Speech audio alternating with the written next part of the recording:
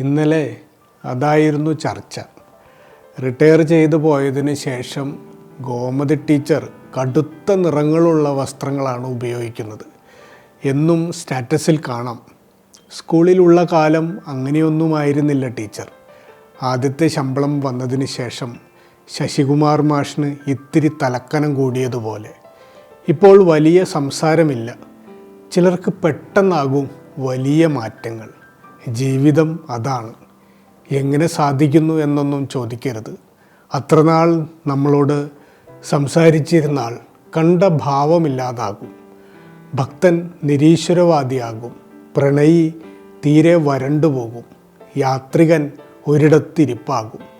ധാരാളം വായിച്ചിരുന്നവൾ പുസ്തകങ്ങൾ വെറുക്കും. സസ്യബുക്ക് പുതിയ നോൺ വെജ് ഹോട്ടലുകൾ തേടിപ്പോകും. മൗനിയായിരുന്ന ചിലർ അതിമനോഹരമായി പൊതുവേദികളിൽ സംസാരിക്കും.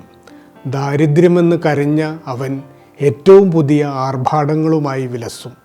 ഒന്നിനും സമയമില്ലെന്ന് പറഞ്ഞ അവൾ മറ്റിടങ്ങളിൽ പല നിറങ്ങളായി നിറഞ്ഞു നിൽക്കുന്ന ചിത്രങ്ങൾ കാണാം. വലിയ മാറ്റങ്ങൾ സംഭവിക്കും. ജീവിതം അതാണ്. നമ്മുടെ നിയമാവലികളിലാകണം മറ്റുള്ളവരുടെ ജീവിതമെന്ന് ശഠിക്കരുത്. പലതും തോന്നലുകളാണ്. നമ്മൾ ഒന്നാണെന്നത് ഒരു ഉദാഹരണം. ഒരേ മുറിയിൽ താമസിക്കുമ്പോഴും രണ്ടുപേർ രണ്ട് ലോകങ്ങളിലാകും. എങ്ങനെ സാധിക്കുന്നു എന്നൊന്നും ചോദിക്കരുത്. ജീവിതം അതാണ്.